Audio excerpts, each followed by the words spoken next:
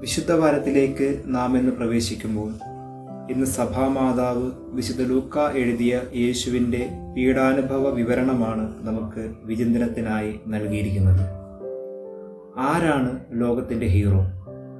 ആരാണ് എൻ്റെ ഹീറോ? ലോകത്തിൻ്റെ സമവാക്യങ്ങളും സുവിശേഷത്തിൻ്റെ സമവാക്യങ്ങളും ഒരിക്കലും കൂട്ടിമുട്ടാത്ത ഒരു ചോദ്യമാണിത്. ഇന്ന് യുവാക്കളിലും കുട്ടികളിലുമടക്കം നിലനിൽക്കുന്ന ഹീറോ സങ്കല്പമനുസരിച്ച് തനിക്കെതിരെ നിൽക്കുന്നവരെ അടിച്ചിടുന്ന, കൊന്നുതള്ളുന്ന, ഏറ്റവും മൃഗീയമായ ദ്രോഹമേൽപ്പിക്കുന്നവനാണ് ധൈര്യശാലി, അവനാണ് റോൾ മോഡലും ഹീറോയുമെല്ലാം.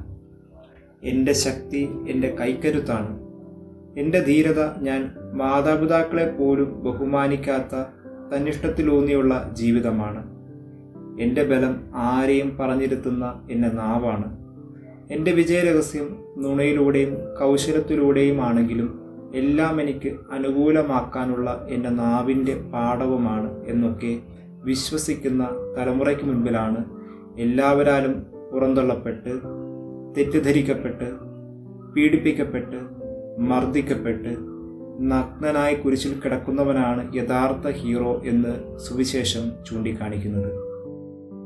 എന്തൊരു വിരോധാഭാസമാണിത്! അനുസരണത്തെ അടിമത്തമെന്ന് വിളിക്കുന്ന ഒരു യുഗത്തിൽ പിതാവിൻ്റെ ഹിതത്തിന് സ്വയം വിധേയനായി അനുസരിച്ച് മൂന്നാണികളിൽ തൂങ്ങി നിൽക്കുന്നവനെയാണ് വിജയി എന്ന് വേദഗ്രന്ഥം വിളിക്കുന്നതും നാം പ്രഘോഷിക്കുന്നതും. വിശക്കുമ്പോൾ ഭക്ഷിക്കുക, ദാഹിക്കുമ്പോൾ കുടിക്കുക, ആഗ്രഹത്തിനൊത്ത് ശാരീരിക ബന്ധത്തിലേർപ്പെടുക, ഉപദ്രവിക്കപ്പെടുമ്പോൾ തിരിച്ചുപദ്രവം വരുത്തുക തുടങ്ങി പെട്ടെന്ന് വരുന്ന പ്രചോദനമനുസരിച്ച് പ്രവർത്തിക്കാൻ മനുഷ്യന് മാത്രമല്ല മൃഗങ്ങൾക്കും സാധിക്കും. എന്നാൽ ഭക്ഷണം മുന്നിലിരിക്കെ ഉപവസിക്കാനും ദാഹിച്ചിരിക്കെ കുടിക്കാതിരിക്കാനും ശാരീരിക ഇച്ഛകളെ നിയന്ത്രിക്കുവാനും ശരീരം അനുകൂലമായിരിക്കെ ആജീവനാന്ത ബ്രഹ്മചര്യവ്രതം അനുഷ്ഠിക്കുവാനും ഉപദ്രവിക്കുന്നവരോട് ക്ഷമിക്കുവാനും ദ്രോഹം ചെയ്യുന്നവർക്ക് വേണ്ടി പ്രാർത്ഥിക്കുവാനും ഒക്കെ സാധിക്കുന്നത് മനുഷ്യന് മാത്രമാണ്. തൻ്റെ പ്രകൃതിയാലുള്ള പ്രേരണകൾക്ക് വിരുദ്ധമായി പ്രവർത്തിക്കാൻ കഴിയുന്നത് മനുഷ്യനെ മറ്റ് ജീവികളിൽ നിന്ന് വ്യത്യസ്തനാക്കുന്ന പ്രധാന ഘടകമാണ്. അങ്ങനെയെങ്കിൽ മനുഷ്യനായിരിക്കെ മൃഗമായി മാറുന്നവരാണോ യഥാർത്ഥ ഹീറോ? മനുഷ്യനാവുക എന്ന് തന്നെയാണ് ഏറ്റവും വലിയ ഹീറോയിസം. തിരിച്ചു പറയാനും വാക്കുമുട്ടിക്കുവാനും പറഞ്ഞിരുത്താനും അനേകം കാര്യങ്ങൾ ഹൃദയത്തിലിരിക്കെ നിശബ്ദനാകുന്നവൻ തന്നോട് തന്നെ മരിച്ചവനാണ്. തന്നോട് തന്നെ മരിക്കുന്നവൻ തന്നോട് മാത്രമല്ല ലോകത്തിലെ സകലത്തെയും വിജയിച്ച് കഴിഞ്ഞിരിക്കുന്നു. ഇനി നാം ധ്യാന വിഷയമാക്കിയ യഥാർത്ഥ ഹീറോയിസം നമ്മെ നിഷ്ക്രിയനാക്കുന്നതല്ല.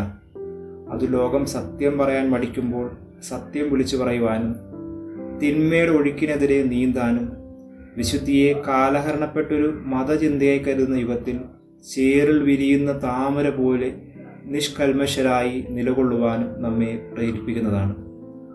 അനുസരണയിൽ, ദ്രോഹിക്കുന്നവരോടുള്ള ക്ഷമയിൽ, അടിയുറച്ച വിശുദ്ധ ജീവിതത്തിൽ സ്വർഗത്തിലെ ഭാവി ഹീറോകൾ ഇന്നീ ലോകത്തിൽ ജീവിക്കുന്നുണ്ട്. നിരന്തര ധ്യാനത്തിലൂടെയും ദൈവിക സത്യങ്ങളുടെ മനനത്തിലൂടെയും അവർ സ്വർഗീയ പൗരത്വം ഈ ഭൂമിയിൽ വെച്ച് തന്നെ ജീവിച്ചു തുടങ്ങുന്നു. യഥാർത്ഥ ഹീറോയാകാൻ ഞാൻ വിളിക്കപ്പെട്ടിരിക്കുന്നു. വിശുദ്ധി എന്ന പുണ്യത്തിനായി നിരന്തരം ദാഹിക്കാം, പ്രാർത്ഥിക്കാം, യത്നിക്കാം. പിതാവിൻ്റെയും പുത്രൻ്റെയും പരിശുദ്ധാത്മാവിൻ്റെയും നാമത്തിൽ ആമേൻ.